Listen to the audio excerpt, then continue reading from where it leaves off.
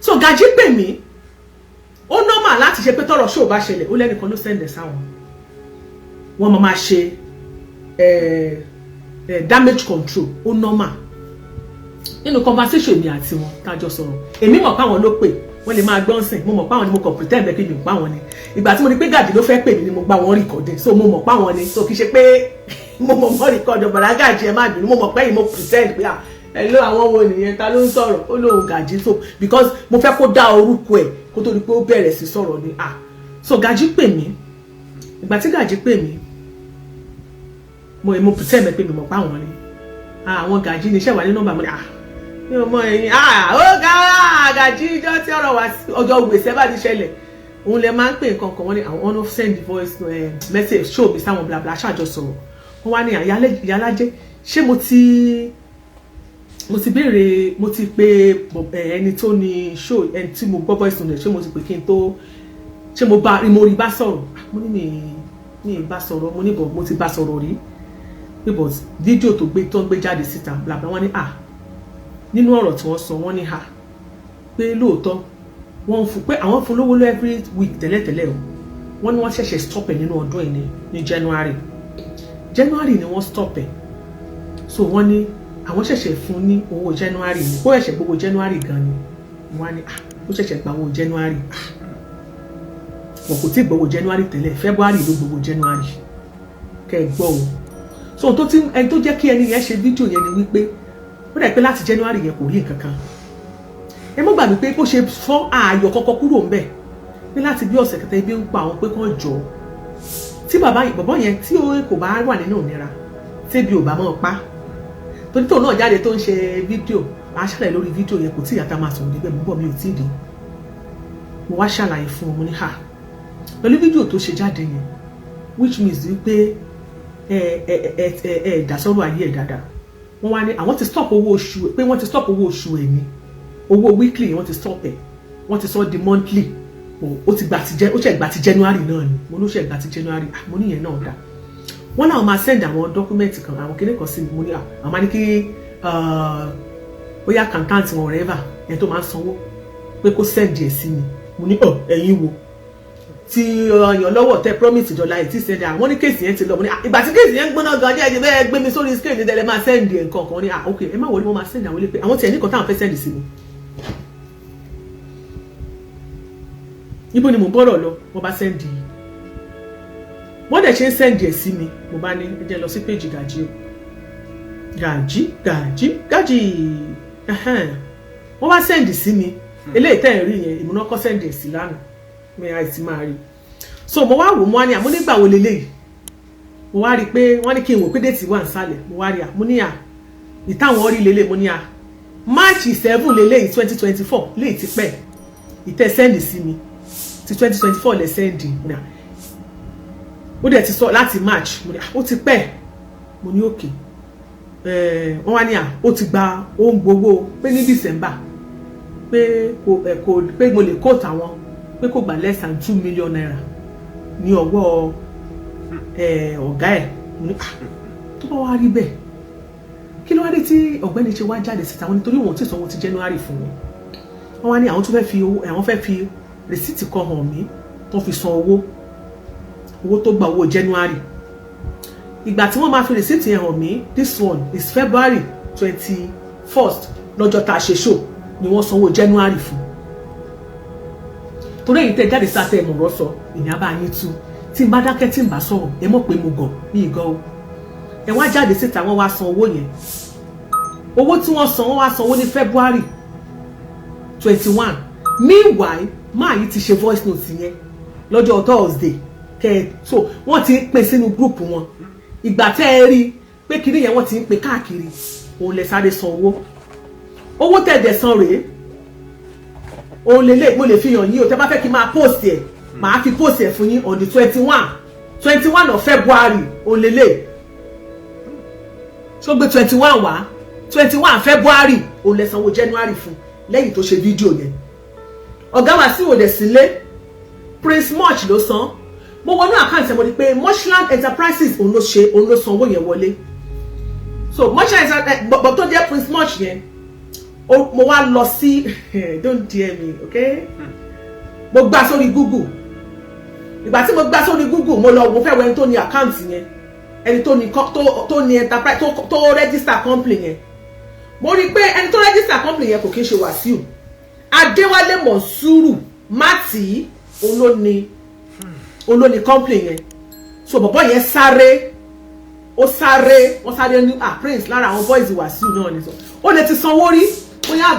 ó ti bá wọn sanwó but Wasiu ló sanwó ẹ̀ directly nsìn. Tẹ́ bá fẹ́ já mi, ẹ lọ sórí receipt tó ń pín káàkiri, wọ́n ti pín káàkiri gan. Tó sọ pé òun ni wọ́n fi ń sanwó òun lélẹ̀. Tẹ́ bá ní gbogbo eléyìí lọ́wọ́, ẹ lọ wò Fuji rẹpẹtẹ, òun ni orúkọ tí wọ́n fi ń sanwó fún àwọn bands boy nísìn. Wọ́n dẹ̀ ti bẹ̀rẹ̀ láti 2024, wọ́n ti bẹ̀rẹ̀ láti 2023. So 2023 ti di 2024, Fuji rẹpẹtẹ ló ń san owó wọn, ló ń san gbogbo owó àwọn band boy, gbogbo tó wọ́n late jáde tó sọ pé owó táwọn ń san, Fuji rẹpẹtẹ yẹn ló ń san. But nígbà tí ọ̀rọ̀ problem fídíò tá a post yẹn, tó ti sọ pé ó ti di okùn tá a sọ májá lọ́rùn ni, tí ò ṣe é jẹ, tí ò dẹ̀ gbọ́dọ̀ dùn kúrò bẹ́ẹ̀. Wọ́n sáré ní kí Prince lọ gbé owó yẹn wọlé. Ó gbé owó yẹn wọlé ní ọdún 21. Owó January ló sọ ní February 21. Fídíò yẹn ti jáde. Ẹ wá fi so wọ́n gbé yẹn káàkiri. Okay, wọ́n lọ ti sanwó January. Lẹ́yìn ìgbà náà, another receipt tún wá jáde sí ẹ wá lọ sísàlẹ̀ list tó ń gbé káàkiri yẹn. Ẹ jọ̀ọ́ ẹ bá mi gbójú ayọ̀ sókè. Ó wà káàkiri, wà lórí social media. Tẹ́ bá rí list yìí ó gùn báyìí. Tẹ́ bá wá lọ sísàlẹ̀ payment for 2025.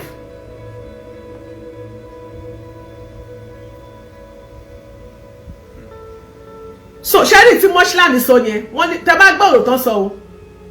Mọ́ṣíláàní sanwó ní 21 February. Ìgbà tó di 22 ìyẹn níjẹta kí ló ní 24 wọ́n wá sanwó February. Wọ́n sanwó ní yes owó January wọ́n làwọn ṣẹ̀ṣẹ̀ sọ wọ́n làwọn ti sọ ní 250 per month. But máa yẹn ò rí owó gbà. Kí ni conversation èmi àti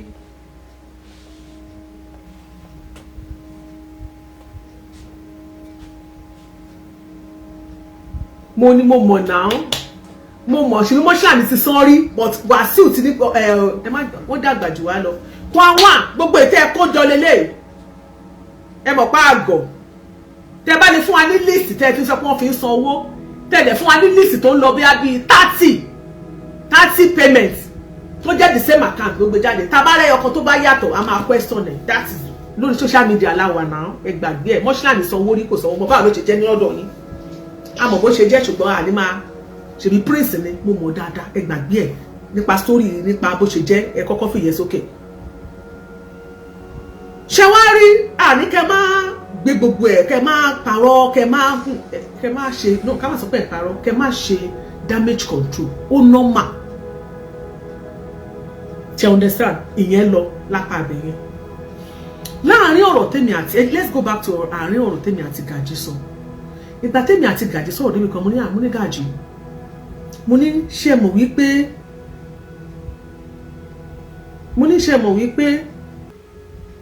ìpèdè ní January olólè sọ fún ẹgbẹ́ jáde náà ẹ sọ fún wa èmi ò máa ẹyẹ tẹ́ bá ti san ẹ bá ti gbé jáde màá play voice note ẹ máa gbọ́ tó ń sọ pé owó January tán san mi ò kí ń parọ́ tó wọ́n sọ pé more than 2 million ló gbà ní December mi ò mọ̀ bóyá gba 2 million náà gbogbo a máa play voice note wọn náà a máa padà fi confirm mo ń bọ̀ mi ò tí ì dé. So ìgbà tèmi àti wọn jọ sọ mo wá sọ pé mo ní Gàjí mo ní ó yẹ kẹ́ ẹ reach out sí Ramon ọ̀gbẹ́ni Ramoni God bless you my sister paid in January yìí tó sọ pé wọ́n san ní January tó sọ yẹn sẹ́ wọn gbà máa ṣàlàyé fún yín ìgbà tí wọ́n fà mí ní receipt wọn send ẹ̀ sí mi nígbà tèmi àti Gàjí jọ sọ̀rọ̀ èyí tí wọ́n send sí mi ni mò ń sọ fún yín recently eléyìí flow lórí social media so I saw it this morning ó dẹ̀ kí wọ́n send ẹ̀ lánàá ibi tí lọ bí iṣẹ́ mo ti drop fóònù mi nínú màá play voice note tí wọ́n máa fi confirm nǹkan tó sọ because it was paid 21-22 tí wọ́n dẹ̀ sọ fún wa wípé owó January làwọn san ẹ máa gbọ́ látẹnu wọn èmi kọ́ ni mo máa sọ bẹ́ẹ̀ ẹ listen sí wọn nǹkan tó bá ti sọ ẹ jẹ́ ká ohun nǹkan tó bá ti sọ ni ẹ jẹ́ ká mú dání o ẹ jọ̀ọ́ nítorí ìtọ́lọ́hun nǹkan tó bá ti sọ ohun tó bá ti jábọ̀ lẹ́nu wọn ọ̀tọ̀ ni pé kéèyàn print kìíní síta because ilé ìtẹ́ print síta yẹn sìn bóyá ẹ fi kún bóyá ẹ yọ kúrò mẹ́ẹ̀ we don't know torórúkọ ẹnìkan ní gbogbo ilé ìtẹ́ kọ̀lẹ́ gbé jáde ta ló ṣe ilé ìjẹ́bi statement of account ni ṣe bóbò lórí ìkànnì táwa ẹ lè gbé ẹ lè print kẹ́ gbé gbogbo ẹ̀ jáde síta àmọ́ ẹ tẹ́ bá gbé irú receipt ẹ ti san owó irú tó jẹ́ pé báǹkì tó confam tẹ́ ẹ gbé wá tẹ́ ẹ bá gbé yẹn wá màmá òkú òun lẹ́sẹ̀ jáde èmi ò kì í ṣòpònú o mò ń bọ̀ so tẹ́ bá rí ti January tẹ́ rí ti gbogbo èyí tí wọ́n send sí èmi ẹ jẹ́ kí n lọ wá receipt let me go to my gallery ẹ jẹ́ lọ sórí gallery mi èyí tí wọ́n gbé wá wọ́n sọ èyí tó confam ẹ̀ pé yes àwọn ń sọ wọ́n gbé gbogbo ẹ̀ wá wọ́n jẹ́ kí n rí èyí tí ẹ bá ti gbé payment ẹ̀ wá tẹ́ ẹ gbé owó ẹ̀ wá ẹ jọ̀ọ́ nítorí tọ́lọ́ ẹ má bínú o ní sùúrù jàre fóònù yìí ní sùúrù èyí tí wọ́n gbé wá ta ló sẹ́ndẹ̀ sí mi nu wọn gàjí ò sẹ́ndì ẹ jẹ́ òwe tí gàjí sẹ́ndì ok bọ̀bọ̀ kan wà tó ń halẹ̀ mọ́ mi ẹ jẹ́ kí n bóyá bọ̀bọ̀ yẹn ló sẹ́ndẹ̀ bọ̀bọ̀ tó ń halẹ̀ mọ́ mi yẹn o gbórúkọ ẹ jáde wait my ok ẹ jẹ́ bóyá bọ̀bọ̀ yẹn sẹ́ndẹ̀ receipt ni bọ̀bọ̀ yẹn kò sẹ́ndẹ̀ tó wá pé ìwé ilé tí gàjí sẹ́ndì yìí o lè bá sẹ́ndì sí mi máa gba payment yẹn wọlé bọ̀kọ́ tẹ́ bá ti sọ fún wa náà wá máa gbà wọlé mi ò bá yín argue ṣẹ́gẹ́ mi ò bá yín argue but ẹ táìpù ẹ̀ jáde ṣé mo wá jókòó nù ni mi ò dẹ̀ bá yín argue pé rọ́ lẹ pa ẹ mú rìsíìtì ẹ̀ jáde fún wa ẹ ṣe bẹ́ẹ̀ gbélé jáde tẹ̀sán ẹ sáré gbélé jáde náà ṣé mi mọ nǹkan tí mò ń sọ ni ẹ máa tanra yín ìgbà tẹ́ gbé yẹn náà jáde mi ò kúkú bá yín argue mo gbà tọwọ́ tẹsẹ̀ náà ni pé mo ń bọ̀ ẹnìkan tún send the receipt ẹ má bínú ẹ̀yin tèmi méjì ló wà lọ́wọ́ ok mi mo rí ẹni lára àwọn tó oríṣiríṣi àwọn tó ń pè mí tó ń kó rìsíìtì ránṣẹ́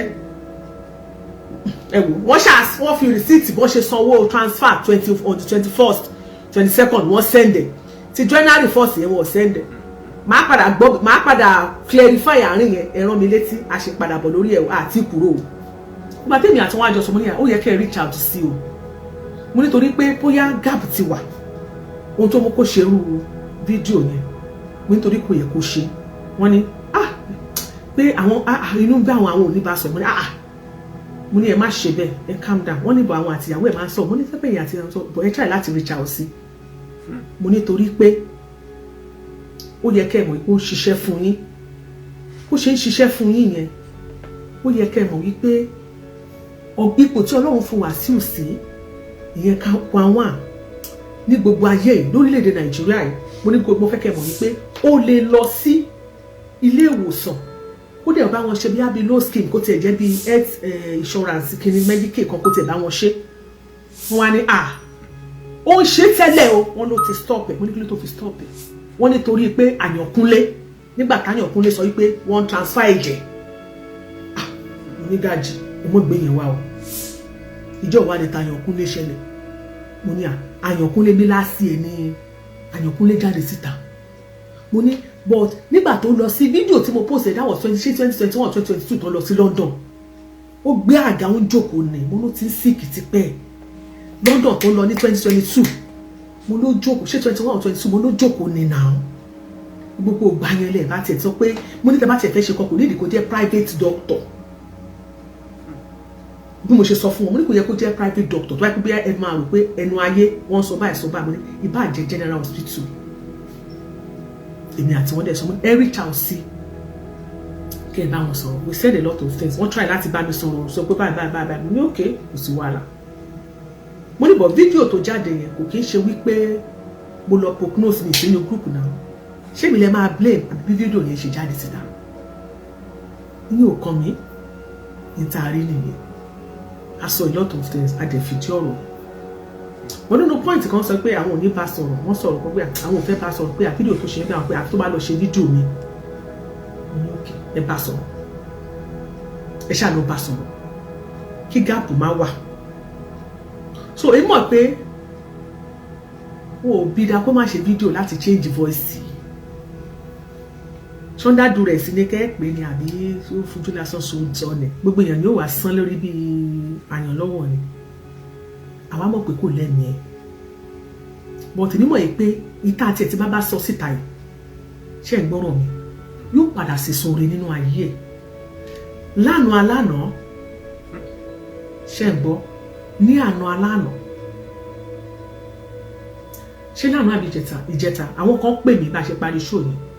ẹnìkan pè mí ó sọ pé òun fẹ́ pé ọkùnrin tẹ́ gbé wá sórí ṣó yẹn tẹ́ sọ̀rọ̀ ẹ̀ yẹn olówó oúnjẹ kọ́ ló nídìí ìtọ́jú bó ń ṣe wọ̀ gan pé borí pẹ̀lú bẹ́ṣíìtì yẹn kì í ṣe hospital gidi ni ẹni yẹn wà pé ṣe hospital ló wájà kò sí hospital wípé o máa foot bill Ramoni Ojubanire pé kó lọ sí hospital gidi the man call me from UK wọ́n bá mi sọ̀rọ̀ wọ́n send message sí mo wá pè wọ́n á ní káwọn fún mi ṣe gbogbo àwọn ló máa fún kó lọ kó a ní láti mọ̀ nǹkan tó ń ṣe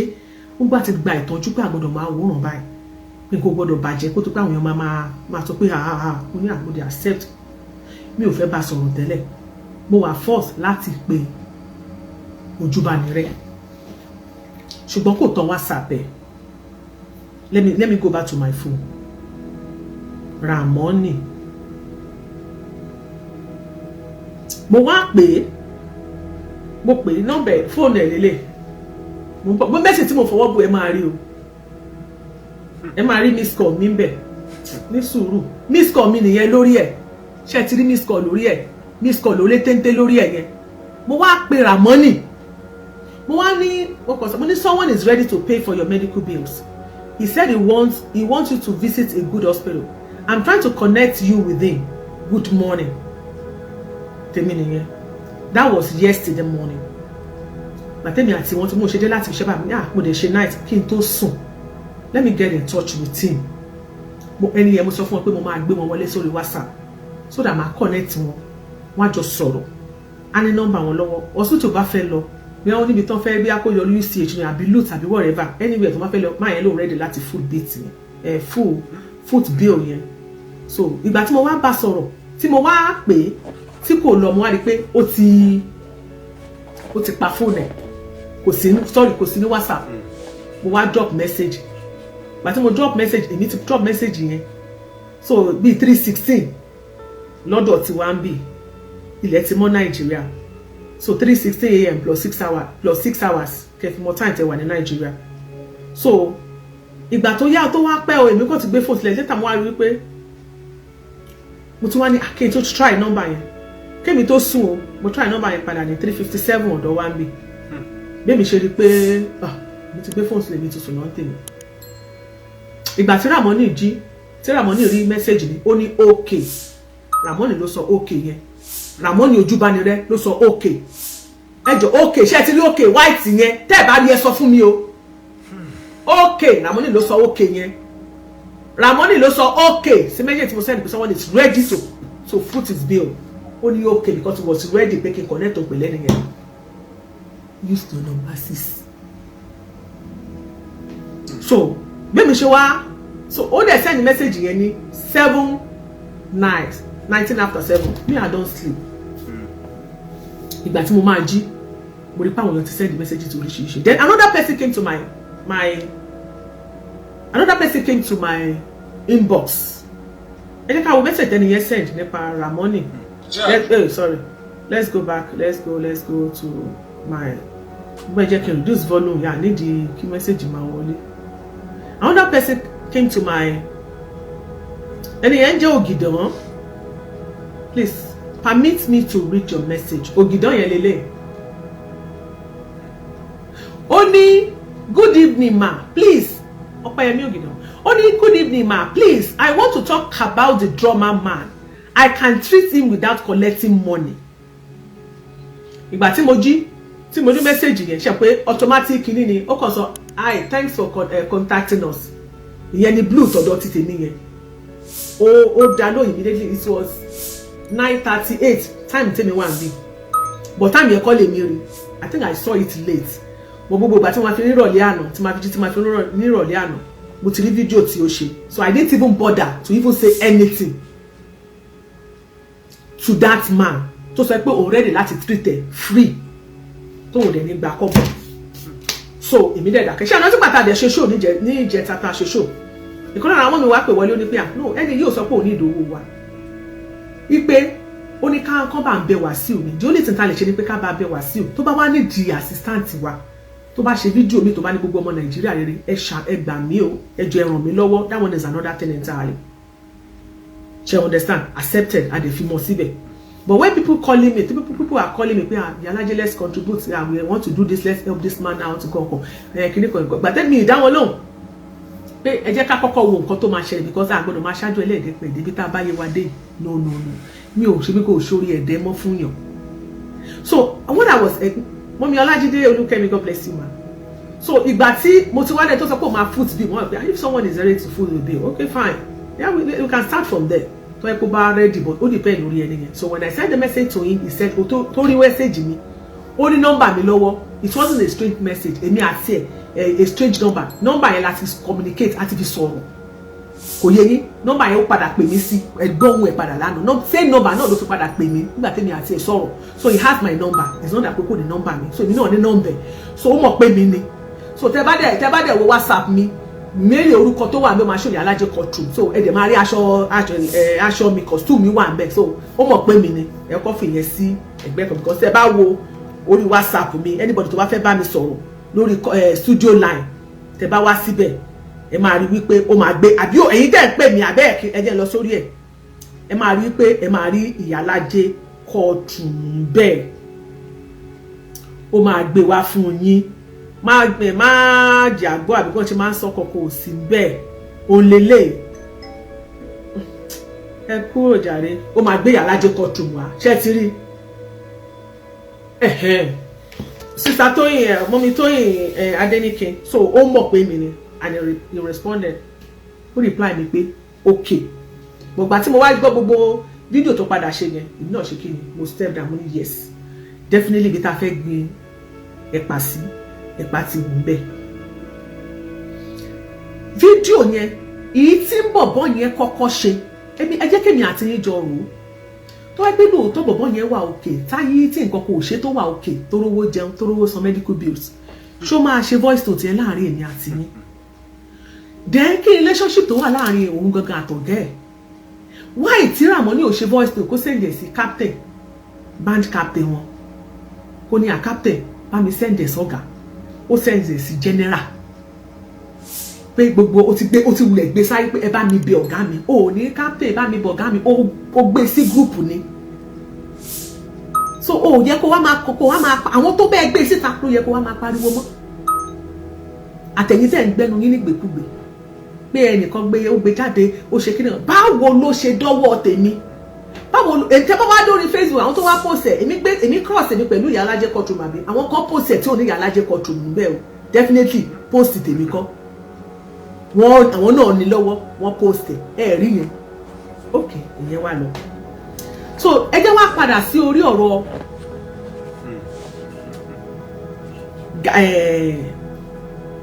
show kan tí ẹnìkan ṣe lórí YouTube lánàá wọ́n send ẹ̀ sí mi but ẹ jẹ́ ká lọ sórí ọ̀rọ̀ tó sọ náà Ezekiel Ọládélé how are you ẹ jẹ́ ká lọ sórí ọ̀rọ̀ tó sọ náà ọ̀rọ̀ ẹ jẹ́ analyze video ẹ̀ náà ṣe rí ẹnìkan sọ ẹnìkan sọ yà bí Ìyálájé ò ní analyze mi ṣe ní analyze nígbà tí mi ṣe kà òun ló ṣe the first video òun ló pàdé egun tó bá tún ládùú ògbó mọ́ a tún máa jẹ́ kẹ́ play a tún máa analyze ẹ̀. lọ́bù sí mi káàárọ̀ gbogbo ilé. káàárọ̀ pàtẹ mo dúpẹ́ lọ́wọ́ yín bàtà mo dúpẹ́ lọ́wọ́ yín àárín mi àtọ̀gá mi ò bàjẹ́ ọ̀gá mi ò dé ìlú. ok ibi tá a ti máa bẹ̀rẹ̀ rèé ó ní ẹ káàárọ̀ gbogbo ilé o gbogbo lẹ́mí làwọn group ẹ̀ captain ẹ ṣe o kíní kan bàtà ẹ ṣe o another video tó wà lórí group wọn òun tún lélẹ̀ lórí social media tẹ́ to post. So why blame me ẹni tó post the first one? Because ẹ tún padà gbọ́ o. Same thing ni o. Bó ṣe bẹ̀rẹ̀ rẹ o. Ẹ káàárọ̀ gbogbo lé. Captain. Mo dúpẹ́ lọ́wọ́ yín. Bàtà mo dúpẹ́ lọ́wọ́ yín. So àwọn yẹn náà ló tún bá wí báyìí. And here we come. Same platform tó lóun jù sí, òun náà ló tún lóun jù sí báyìí. Òun wọ́n tún dá padà sórí social media fún wa. Which is normal. Okay, it's okay. Ọ̀gá mi ọ̀dẹ̀ láburú sí mi. Ó lóun kò ró láburú sóhun. Ẹ ṣé mo dúpẹ́. Ẹ ṣé mo dúpẹ́. Nígbà mo bẹ́ ṣe nígbà mo sẹ́ǹtì. That's what mo sẹ́ǹtì. Ẹ sẹ́ǹtì ẹni ẹ̀kan. Ó ní gúrùpù wọn ló ń sẹ́ǹdì ẹ̀ sí. Òun ò sẹ́ǹdì ẹ̀ sẹ́ni kankan. Sọ báwo ló ṣe jáde síta? Ẹ jọ̀ọ́ mo bèrè lọ́wọ́ àwọn ẹ̀yin èèyàn ni o sẹ́ǹdì ẹ̀ sí group. Báwo ló ṣe jáde síta? Débi pé wá dọ́rù èmi tí mo wà ní Amẹ́ríkà mo wá o.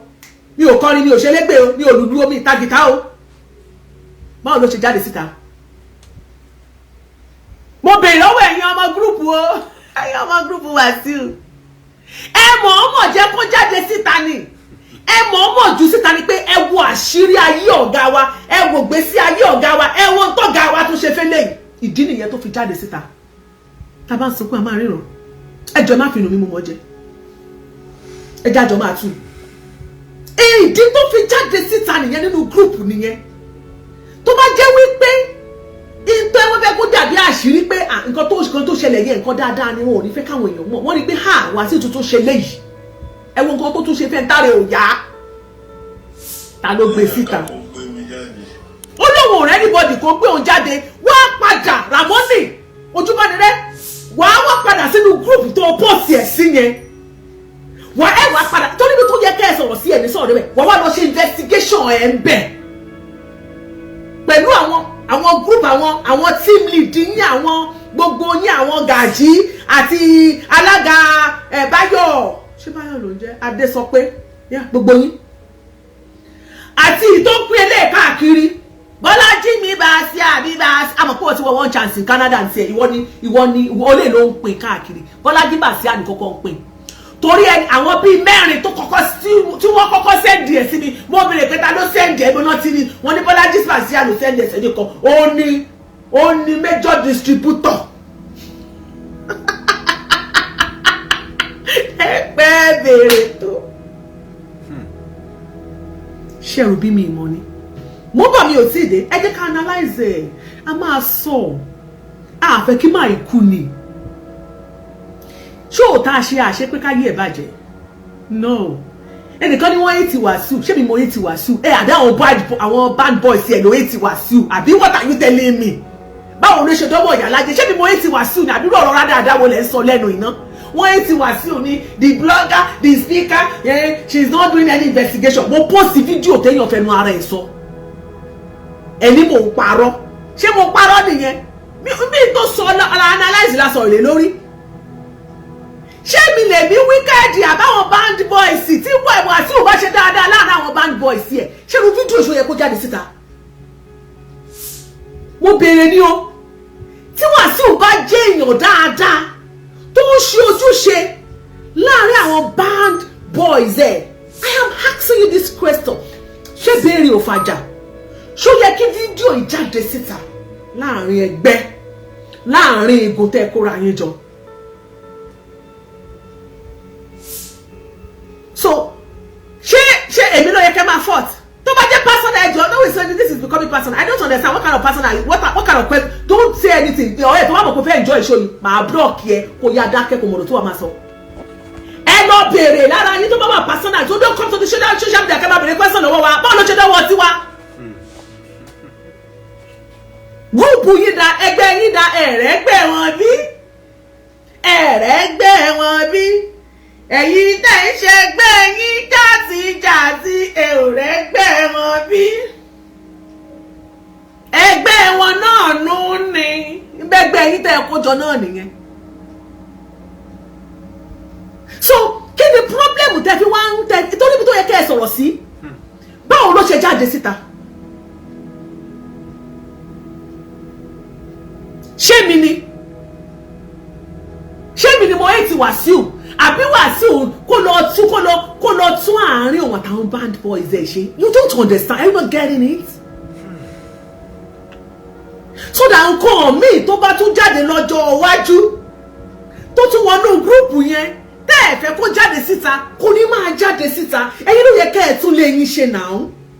Why blaming somebody? Why blaming me for your own mistake or for your own problem in your group? Are you not getting it? Kò kọ́ mi now. Why tó fi jáde síta? Torí ó ń dùn yín nítorí pé àṣírí yẹn tú síta. Ó ń dùn yín nítorí pé nǹkan tẹ́ ẹ fẹ́ káwọn èèyàn mọ̀ ayé padà mọ̀ nǹkan tó ń dùn yín nìyẹn. Ẹ̀ẹ́dẹ̀ ní ìdẹ̀ correction ló yẹ kẹ́ ẹ ṣe. Ṣé ní bẹ́ẹ̀ ṣe ń ṣe damage control yẹn Wahala ó normal, mi ò ní problem pẹ̀lú ẹ̀. Ọlọ́run Jésù mi máa la yín gbọ́, ó normal. Bí nǹkan bá ṣẹlẹ̀ yẹn máa sáré jáde, bó ṣe pé mi náà ọ̀tá mi ló bá ṣẹlẹ̀ sí náà máa sáré jáde, máa sáré ṣe paparazzi damage control, ó normal. Ayé ò fọ́rú ẹ̀ kù. So why tẹ wọ́n sọ pé àwọn speaker kan àwọn kan jáde àwọn kan náà sọ̀rọ̀ wọn ṣe investigation àwọn blogger wọ́n fẹ́ bà lórúkọ jẹ́, ta ló ń bà lórúkọ jẹ́? Àwọn báàdì ló ń sẹ́ndì ẹ̀ sí. Ó lóun ò rán yàn ṣẹ́. Owó tó fẹ́ bá àárín òun àtọ̀gá àjọ olóhùn mọ̀. Òun àtọ̀gá òun. Ṣé gbọ́? Ẹni tó fẹ́ bá àárín ìwà àtọ̀gá ẹ̀ jẹ́ Ramoni ojú láàrin ọ̀rẹ́ òdenu ẹni abínibí ń dára wọn. Wòmí ó wà láàrin yín kòkòrò tó ń jẹ̀fọ́ inú ẹ̀fọ́ nínú ìgbà yín gangan ló wà.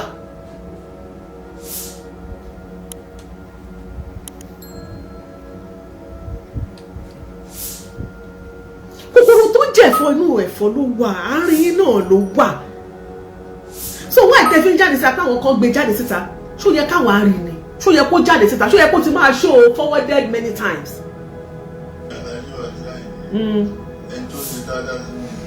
Ó ló ṣe dáadáa sóun. Ó ní kò ṣe lábú sóun. Ó lọ́nà òun ní bá tiẹ̀ jẹ́.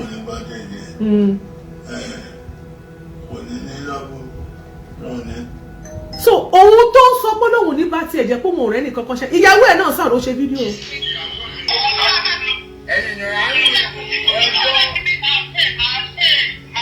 Ẹgbọ́ ibi dáadáa Gàjí ni wọ́n ti sẹ́ndì 250,000 owó last month láti jẹta. Ẹ gbọ́rọ̀ mi o, ẹ̀yin tó sọ̀rọ̀ January lẹ́ẹ̀kan yẹn ó ní wọ́n ti sẹ́ndì 250,000 owó kíni last month láti jẹta. Ẹ lò ó bí a kì í tún fọwọ́ kí ẹ jẹ́ ká gbọ́ dáadáa. Same thing tó sọ fún mi nìyẹn. February 13 yìí mo ì fún wọn lówó. Wọ́n fún mi 20,000 pẹ̀lú àwọn tó kọ̀ fún. Ẹnìkan náà fún 20,000 ní ìjẹun. Wọ́n ti sẹ́ẹ̀dì 250 owó last month, wọ́n sẹ́ẹ̀dì sí wọn lánàá bí jẹta. So kí ló tẹ́ bí sọ pé wọ́n sẹ́ẹ̀dì owó kan January? Ẹ̀yin èèyàn kò wọlé ṣe é ṣe báyìí, wọ́n dẹ̀ gbé kíní wá fún yín, wọ́n print ẹ̀ jáde fún yín, ẹ̀yin náà dẹ̀ ti sáré gbàgbọ́, ẹ̀jẹ̀ ń gba líìsì gbọ́. Tí mi bá máa mú yàn díẹ̀ báyìí ni mi ò ní láti palantia. Owó last month wọ́n ní wọ́n ti send ẹ̀ ní jẹta. That was the one I said they sent on the 21st of February. Owó January. Hello? Bóyá kí n tún rewind ẹ̀ fún yín. So wọ́n gbé lísì wá sí wọ́n send lísì pé àwọn náà gbowó gba 350 ní January. Mo lé mi ò ní ìgbà wọlé. Táyì bá gbà wọlé ẹ̀ gbà wọlé fine. But mi ò fẹ́ argue. But nítorí ọ̀rọ̀ táwọn èèyàn sọ lẹ fẹ́ kí n máa argue. Nǹkan téèyàn bá sọ kó nípa bá ṣe pé bẹ́ẹ̀ ni mo ṣe máa bá pè. Bọ̀ kó ní tẹ́ má fi pè bóyá ẹnìkan tẹ́ bá ti wá jáde tẹ́ wá ń threaten tẹ́ wá ń send message ìwọ́n ń threaten mi ni Ọlọ́run ju ẹ́ pò gbé Nàìjíríà kìnnìkan gbogbo àwọn tó ń threaten. Phone number tó ń threaten mi ó wà ní 08096590234 08096590234 tí n bá fẹ́ track ẹ̀ máa track ẹ̀ down má dí ẹ̀mí rárá máa track ẹ̀. Ṣé mo fi BVN gbà bó lo NIN nígbà tó máa gba nọ́mbà ẹ̀ gbogbo information ẹ̀ ní máa get o get gbàgbé ẹ̀ ní ẹ̀bẹ̀ àròjọ gbogbo ìhàlẹ̀ tó ń ṣe lórí orí fóònù tìlẹ̀ máa halẹ̀ ìyẹn boys Wasiu àwọn báyìí Wasiu wá halẹ̀ mọ́ mi o. On February 22 mo rí sójú mi ò rí January tẹ́lẹ̀ rí ni èmi ò rí wọn sẹ́ẹ̀dì ẹsẹ̀ mi òye yín ẹ má bínú o nínú voice note yìí tẹ́ ẹ bá gbọ́ màá tún jẹ́ kẹ́ ẹ gbọ́.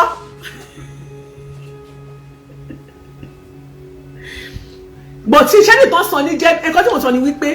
mi ní wọ́n sanwó January but list tẹ́lẹ̀ wò yẹn tẹ́ ní wọ́n sàn kan ní January kó san 350 mo ń ṣe clarification àárín yẹn fún yín ni wọ́n sanwó January lóòótọ́ wọ́n ti san wọ́n san lọ́jọ́ tí voice note jáde wọ́n san ní February 21 2025 wọ́n sanwó February ní ọjọ́ kejì February 22 2025 wọ́n wá tún sanwó February so wọ́n sanwó January ká ní wọ́n sanwó gbogbo bí sọ̀rọ̀ bí kéèyàn sanwó January lánàá kó sanwó February lónìí bẹ́ẹ̀ ni payment yẹn ṣe rí so dídì yẹn tẹ́ pé alákọ̀ọ́kọ́ tẹ́ ẹ sọ pé wọ́n fi so exist wọ́n ní wọ́n sanwó yẹn dídì tèmi ò ṣe gbà wọlé ẹ má bínú o ẹ̀yin bóyá ó lè rí bẹ́ẹ̀ lóòótọ́ ṣùgbọ́n ọ̀rọ̀ tó bá sọ lèmi fi kò yé yín èmi ò kí ń parọ́ ní téèyàn bá sọ ẹ jẹ́ ká sọ bẹ́ẹ̀ tá a bá rí confirmation ní kẹ́ jẹ́ ká mú dání èmi ẹ má bínú o confirmation ni mo mú dání o ó yá.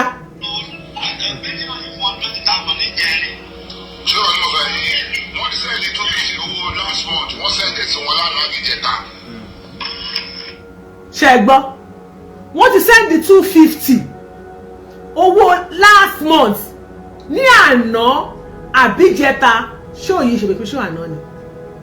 so it was on the 21st tí wọ́n send them okay.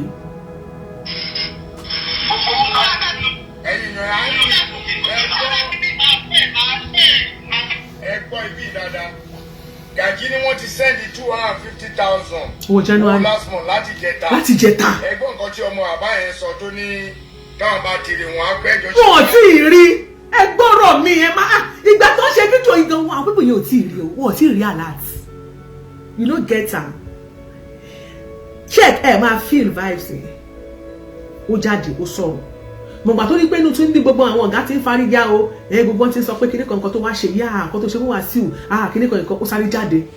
òun náà sáré withdraw statement ó normal ó wà vulnerable kí lè fẹ́ kó ṣe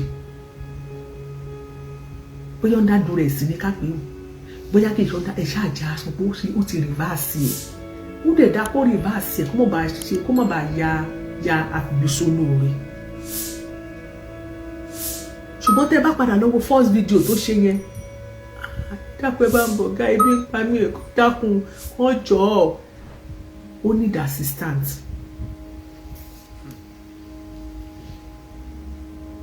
get ó need assistant ṣùgbọ́n pàtó Ọlọ́run dẹ̀ ti wá ní pé kẹ́ sáré rọ́ọ̀ṣì mo bọ̀ Ọlọ́run dẹ̀ ti pé kẹ́ sáré san January February tẹ́ sáré san láàrin ọjọ́ méjì 500 ti wọ́wọ́ ẹ̀ ó yẹ atẹ́gùn ti fẹ́ sí ó ní láti change voice orí ti change ìlú gbọ́dọ̀ yí padà ní ó normal sọkẹ́ni kan sọ́kẹ́ ìyálàjẹ ọkùnrin ẹ̀kan náà mú ẹ ó ti ṣe fídíò mi wá ṣé mi ni mo sọ ta lákọ̀ọ́kọ́ ni àbí wọ́n ní láti ẹ̀ ló ṣe ta lákọ̀ọ́kọ́ ni ó yẹ kó yẹ yín náà ó normal ẹ tó bá wise ó mọ̀ bó ṣe ẹ tó bá mọ̀ nípa géèmù yá mọ̀ kó normal then àwa náà dẹ̀ gbà kó normal àwa náà gbọ́dọ̀ máa rò pẹ̀lú bó ṣe normal lọ yẹn ni níta àwọn mọ̀ ní kó ti di egungun tá a so máa já lọ́rùn ní ìsìn ẹ máa gbọ́ ẹ máa rí pọ́ìntì kan dì mú bẹ́ẹ̀. lọ́kàn tèmi bíi pé kíní ìbani lórúkọ jẹ́ ni alẹ́lẹ́kejì. lọ́kàn tiẹ̀. kí nǹkan máa ṣe yín tó bá yẹ pé ẹwà ẹ popular kẹ máa gbé lọ sínú WhatsApp group. ó máa gbọ́ o adérelé. ẹgbọ́n nǹkan tí arákùnrin sọ o pọ́ìntì ni o mo ti sọ nínú ọ̀rọ̀ yẹn o ẹ gbọ́. ṣe gbọ́ ẹ ní sùúrù. ó ti di ẹ wá rò pé íńtánẹ́ẹ̀tì ò ní gbọ́. ní tó bá ti jẹ̀bi wa ẹ jẹ́ kó máa sọ. o last month láti jẹta. wọn ò tí ì rí. lọ́kàn tèmi bíi pé kíní ìbani lórúkọ jẹ́ ni alẹ́lẹ́kejì kí nǹkan máa ṣe yín tó bá yẹ pé ẹwà ẹ popular kẹ máa gbé lọ sínú WhatsApp group ẹ wá rò pé íńtánẹ́ẹ̀tì ò ní gbọ́ tó bá láṣìírí tó bá gbé àṣírí ẹ lọ sórí WhatsApp group ó ti di dandan íńtánẹ́ẹ̀tì ló fún God bless you ẹ ṣe sá ṣe gbọ́rọ̀ God bless you láàrin yẹn sá. wọn ò tí ì rí even dùn gan ọjọ́ yẹn tán pé yẹn bọ́n ṣe pé yẹn àwọn send owó yẹn wọ́n wá pè má àwọn pa àwọn pípọ̀ yẹn àwọn pípọ̀ yẹn ò tí ì rí ìyàwó àtọmọ kàn fún àwọn pé wọ́n wọ́n láwọn ti send owó yẹn àwọn yẹn láwọn ò tí ì rí. ẹ jẹ́ ká sọ síwájú ó ń táwọn bá ti rí àwọn á confirm ẹ̀. ẹ ò bèrè parọ́ fún yọ because òótọ́ sẹ́ni ẹjọ́ ni ẹ máa bọ́ òògùn lò mú ìwà yìí àwọn tó wà lórí fóònù ìlú kan lọ́mọ bèbè lè máa parọ́ èyí nígbà tó fẹ́ fi rọ́ọ̀ṣì. ẹ tó fún yàn ṣe tó ti fún ẹ ṣe owó tó bá níbẹ̀ ló máa fi dé èèyàn kò ní padà pé ìwé gbogbo ọkọ̀ fún ẹ. ẹ̀yin ẹ bá mi ṣí àkíní ẹ̀. inú tó bá dé ló máa ti bóyá ló máa ti bọ́ wọ́n máa ti wọ́n tó fẹ́ ṣe. ẹ ṣe wọlé ní ìṣẹ́ máa ṣe ṣí à. ṣé ìwà ni mo sọ ẹ̀ yẹn kò wáyé kí àwọn ní ṣe kà fún ẹ̀ dé state tó ṣe kà fún ẹ̀ dé because they can't lose for it. ṣé ń gbọ́rọ̀ o. Wàá tó ń gbowó tó máa ní ọ̀kadà special tó máa ń gbé sí ìlú ẹ̀bá jẹun tó máa jókòó látàárọ̀ dalẹ̀ gbogbo fídíò yẹn wà. Ó dáná kó bẹ̀rù ọlọ́run. Kó bẹ̀rù ọlọ́run. Tábà ó pé ẹni mo fẹ́ bá lórúkọ jẹ́ wá jẹ́ wọlé àìfẹ́ ọlọ́mọ oníyàwó. Ṣé ọkọ wa ni ọmọ bá yà sọ́jọ́ wọn báyìí?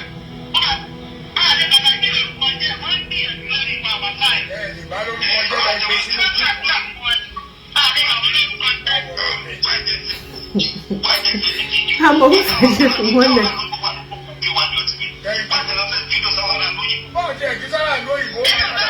ṣé kò ní padà dọ́dọ̀ wa dey play ada fún yín o brother mi.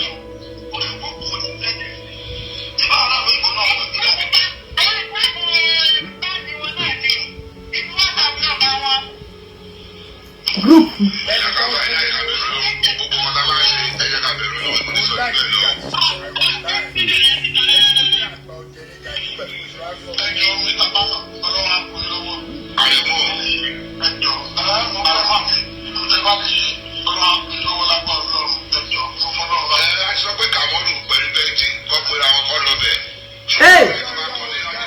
ẹni sùúrù ó láwọn ti sọ pé Kàmọ́rù àti Bẹ́ńjí kọ́ pera wọn jọ kí wọ́n lọ bẹ̀ statement ní pé wọ́n ti abandon máa yẹn gan for long. bẹ́ẹ̀ jáde síta kó wà lórí social media sí ọ̀rọ̀ tó gbé agbéjáde sórí social media òun ló sáré sèṣore owó January jáde 21 owó February jáde lọ́dún 22 wọ́n tún wá ní wọ́n máa choose lára àwọn ọmọ ẹgbẹ́ láti lọ wò blessed assurance Jesus is mine láti lọ wò you are welcome there wọ́n ṣẹ̀ṣẹ̀ fẹ́ lọ wò ni wọ́n ò lọ wò tẹ́lẹ̀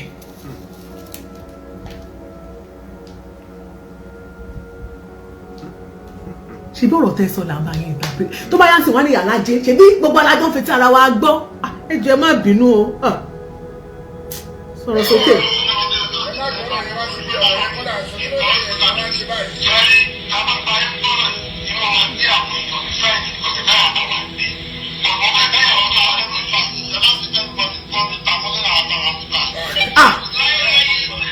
láyéláyé ṣe é tún gbọ́ wọ́n ní ẹ má jẹ́ anybody gbọ́ níta lọ́rọ̀ táwọn sọ kẹ́lẹ́kẹ́lẹ́ ọ̀rọ̀ mẹ́yẹ̀ anybody gbọ́ níta yàtọ̀ sí àwa tá a wà ń bí ṣé a ti gbọ́ ni ṣẹ́yìn gbọ́ nǹkan kan ni wọ́n ní kẹ́ má jẹ́ anybody gbọ́ ṣẹ́yìn ti gbọ́ nǹkan ni ẹ gbọ́ nǹkan kan náà kò tí ì sí ń ta o ẹ má sọ lọ́lọ́jàre dey play.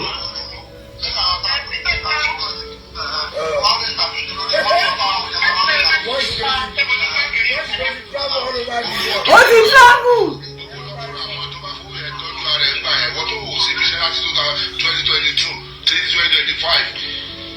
àwọn èèyàn dẹ̀ sẹ́ni fídíò ẹ̀ sí wọn pé owó tó ń fún ẹ bàbá jẹ̀bú ló fi ń ta ìyá ara káwùsà yìí náà mọ̀ ẹ má kó náà lọ mọ́ra. bàbá jẹ̀bú ló ń ta àdá sẹ́yìn ọmọdé wọ́n wá sanwó yẹn dé every month ń sìn 250,000 lọ fún every month 250,000 lọ fún every month ń sìn pé kó ló fi wá bí iṣẹ́ tó ó wá láti 2022 àbí 2010 kéde ló ti wá bí iṣẹ́ last. ìyàwó ní 2024 ìyàwó ní 2024 kì í ṣe 2022 or 2023 ìyàwó 2024.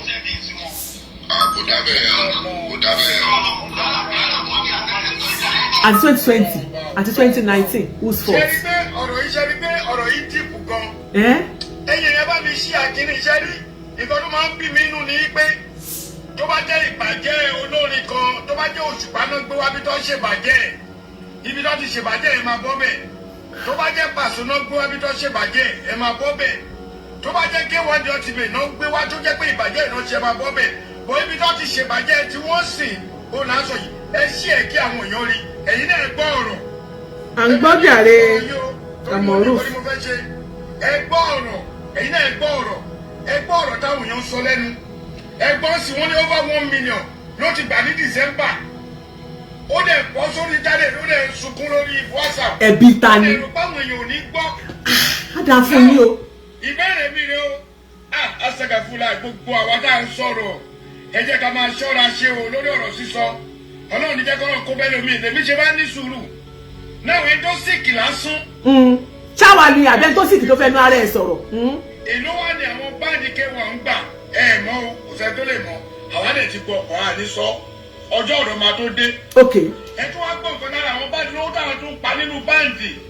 wọ́n lọ ń fún un nínú owó báńdì ó sọ nínú fídíò yẹn mo wá ń padà bọ̀ lórí ọ̀rọ̀ gúrùpù tó gbé jáde yẹn ìgbà tí èmi àti Gàjí ń sọ̀rọ̀ lánàá ẹ jẹ́ tí wá tó play another voice note kan tó jáde nínú gúrùpù yẹn fún mi kò ṣẹ̀ṣẹ̀ jáde o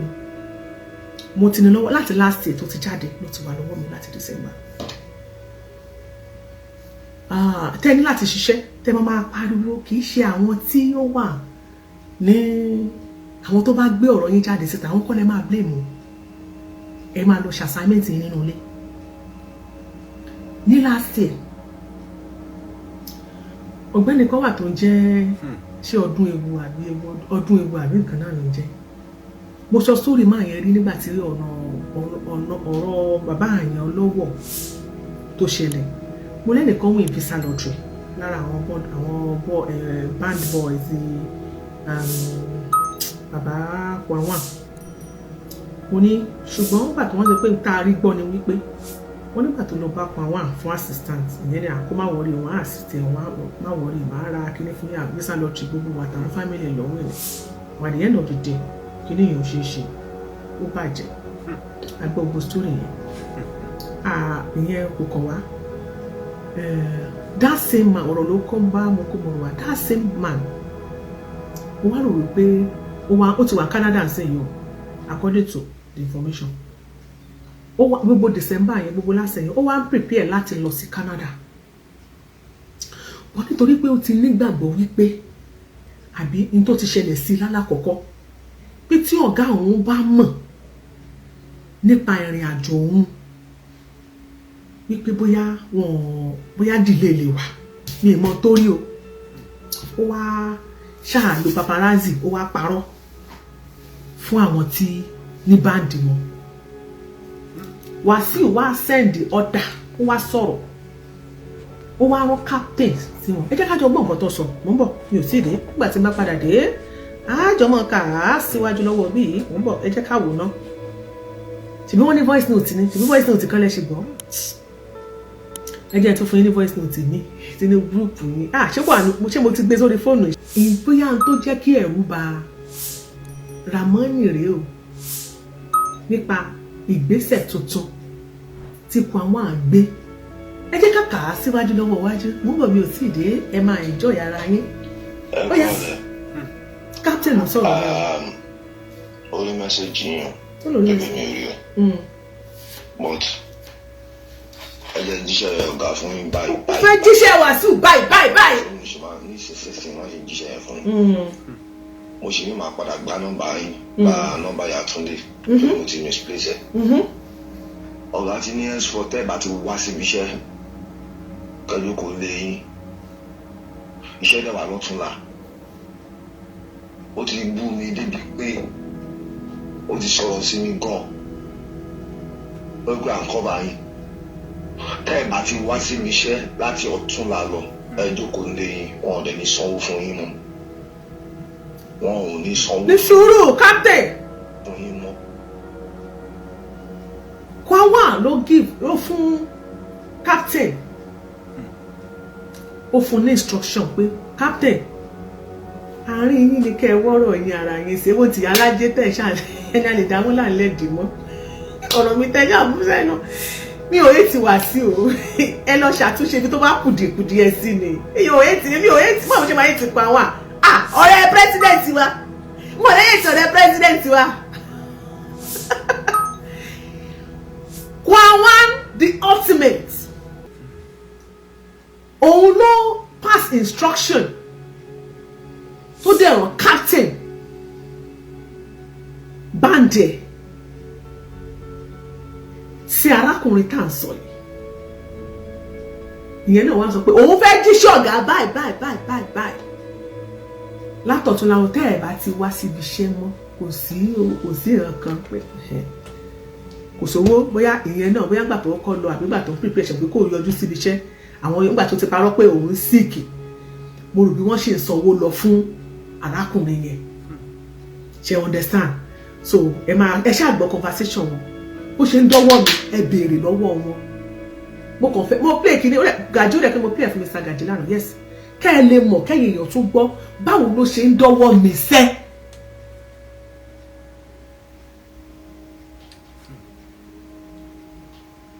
bó ṣe ń dọ́wọ́ mi ni kẹ́ bá mi béèrè ohun captain rẹ̀ captain ó yá sọ̀rọ̀ sókè jàre. ọ̀sẹ̀ ní mo ṣe máa ní ìsinsìnyí wọ́n ṣe jíṣẹ́ yẹn fún mi mo ṣe ní máa padà gba nọ́mbà Yàtúndé torí mo ti misplace ẹ̀ ọ̀gá ti ní henceforth tẹ́ bá ti wá síbi iṣẹ́ tọ́jú kò lè yín iṣẹ́ náà wà lọ́tún náà ó ti bú mi débi pé ó ti sọ̀rọ̀ sí mi gan ló gbà ń kọ́ba yín tẹ́ bá ti wá síbi iṣẹ́ láti ọ̀túnla lọ ẹjọ́ kò lè yín wọn lè ní sanwó fún yín wọn ò ní sanwó fún yín mọ́ ó ti ní kó o ṣe kó jẹ́ ní lọ́wọ́ tó wà nísẹ̀ so nísìnyí òfin tó ń fúnlẹ̀ fún mi nísìnyí pé òun fẹ́ gbọ́ parí èèyàn kan ó yá ó ní ká lọ tọ́jú ara ẹ̀ ní. ẹ ló ní sùúrù. ó ní ká lọ so nísìnyí òfin tó ń fúnlẹ̀ fún mi nísìnyí pé òun fẹ́ gbọ́ parí èèyàn kan ó yá ó ní ká lọ tọ́jú ara ẹ̀ ní nìyẹn èjì tó wà ń bẹ̀ lọ́dún bá ti skip iṣẹ́ kan kò sówó so tó bá ṣe selection wọn tó ṣe selection fún wọn ló fẹ́ sanwó fún. ó tún ṣe sáà má tún padà sẹ́yìn ìjàre ó tún máa ṣe selection fáwọn tó fẹ́ sanwó fún. bílẹ̀mì tí mo ń bá lórí báńdì ti pọ̀ jù. gbọ́dọ̀ yẹn try. bílẹ̀mì lójoojúmọ́ ọ̀pọ̀lọpọ̀ mọ̀ wọ́n pè ní sọ̀rọ̀ sí mi ó lè fi ìhùn ránṣẹ́ sí mi látùrù mọ́ sùúrù nísinsìnyí. so ẹ yọjú o bára yóò bá yá ẹ yọjú agbóhùn yìí tó ṣe kétékété nígbà tẹ́ bá mi sọ̀rọ̀ tẹsán agbóhùn yìí tó ṣe kétékété ẹ yọjú tẹ́ bá ti yọjú ẹ gbàgbé iṣẹ́ o ó dàbọ̀. ó ṣeé ṣe mo kàn fi sọ̀rọ̀ ní o bóyá mẹ́sẹ̀gì tí wọ́n ń gbé káàkiri nìyẹn nígbà yẹn ní December tí arákùnrin yìí gbọ́ tóun náà rí mo kàn fi sọ̀rọ̀ ní mi ò mọ̀ mo ló ṣeé ṣe òun náà máa rò pé àbí nígbà tó wò tètè yọ bí àwọn ọ̀dẹ̀ sanwó fún wọn ọ̀rọ̀ yìí náà láàrin àwọn mẹ́mbà ni ṣùgbọ́n gbà tá a gbọ́ àfi gbogbo ṣaláì gbọ́ pé àwọn ní oníkàkùn ló mọ̀ bó ṣe ń ràn nù ẹgbẹ́ ẹ̀ mo pè é ní kẹ́ ẹ lè mọ̀ wípé ibi tá a máa ń jókòó sí náà rí táwọn ọ̀rọ̀ ti máa wá bá wa inú ilé yín ni kẹ́ ẹ wò dáadáa kẹ́ ẹ tún ṣe ọ̀rọ̀ tó wà nílẹ̀ kò kẹ́ni bọ̀dì a lè rí i pé ìyàwó náà pariwo síta tó sọ pé mo rí fídíò kan ẹ jẹ́ kí n mọ̀ bí àwọn ṣe ní lọ́wọ́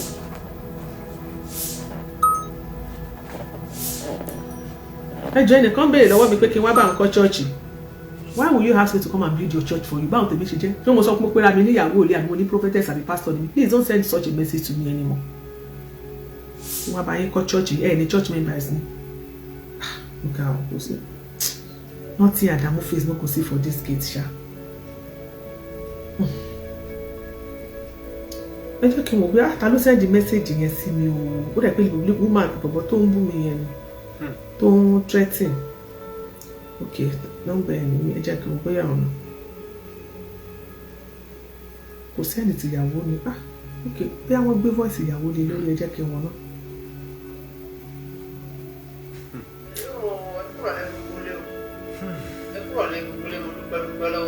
ó dẹ̀ pò nílé. ìyàwó rẹ̀ nígbà wọn ti rí 500. látòrí Alhaji Ayinde Wasiu ọmọ Ojúsàpọ̀ Ọláníjẹ̀bú olórí ọmọ ọba. yes sir. onídẹni àná àmín onídẹni ẹ̀yìn o. àmín. ó ṣe òkú tọ́jú wa gbogbo pátá ń ṣe lórí wa kò ní já sásán gbogbo ẹ̀yin bọ́ndì ẹ̀yin báńdì ẹ̀ní rírù rẹ ẹ̀kú àdútì wa ẹ̀kú àkìtìyàn wa tó bá kó lórí rẹ̀ kò ní bọ́ sórí yín kò ní bọ́ sórí àwọn ọmọ yín àtàyà yín o mo dúpẹ́ lọ́wọ́ yín látòrí kápẹ́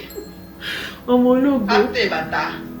Alhaji Gaji mo dúpẹ́ lọ́wọ́ gbogbo yín pátápátá mi ìyẹn kankan sílẹ̀ o ẹ ṣe ẹ̀kú àdútì ẹ̀kú àkìtìyàn kò ní dá sórí ti yín náà o gbogbo àwọn tán pọ̀ sí àárín wọn sẹ́ o wọn pé látìgbà tó ti wà nílé o wọn kọ́ rẹ o wọn fún ní 15 àwọn 15 àrùn sẹ́sì o wọn wá gbé jáde láì jẹ́ pé o sọ pé kábò ń gbé òun jáde kábò wọn tọrọ owó kò rán wọn sẹ́ o Alhaji Wasiu Ayinde ọmọ Ojúsàpọ̀ Ọláníjẹ̀bú òde o ní dẹni àná o Ọlọ́run ní bó kọ̀ rẹ jẹ́ o ó kọ̀ rẹ tó ti ga pé o ní dẹni àná o ní dẹni ilẹ̀ o wájú lọ pààrí wọn lọ o ní dọ́là rẹ̀yìn o ṣe òkú àkìtìyàn lórí wa o ṣe o ẹ pẹ̀ fún wa o ẹ kò wá jẹ̀pẹ́ o. so fídíò tí wọ́n ṣe yìí tán láwọn ọ̀rẹ́ anybody iṣẹ́ kó gbá wọn jáde kó ṣe kinní kan lẹ́yìn tí wọ́n ti ṣe meeting tí wọ́n ti pè yá yẹn wọlé lẹ́ẹ̀kan tó lóun ò tí ì rówó tí wọ́n ní kí ọ̀rẹ́ má jáde síta o ṣe é rántí the first video pé kó má jáde síta o àti èèyàn sọ pé ó ti lọ fà lẹ́yìn fídíò ẹ̀ má jẹ́ ká gbé kó má gbé síta tó máa fi ṣe àtúnṣe o káròyàn méjì lọ síbẹ̀ bóyá àwọn méjì tó ń lọ síbẹ̀ ṣe tán lọ ṣe wá ni kò ní mínì wá láì gbogbo kíní yẹn kàjọ òní ó yé wa but àwa náà ò fẹ́ káàrin àwọn méjèèjì ò bàjẹ́ ìgbà táwa náà ló yà wá lẹ́nu ṣùgbọ́n ẹ̀ lè ní pé káàrin nǹkan lórí social media ká má gbẹnu sí kò possible ìyẹn ni mo fẹ́ kẹ́ gbàgbọ́ kẹ́ gbé sí orí yín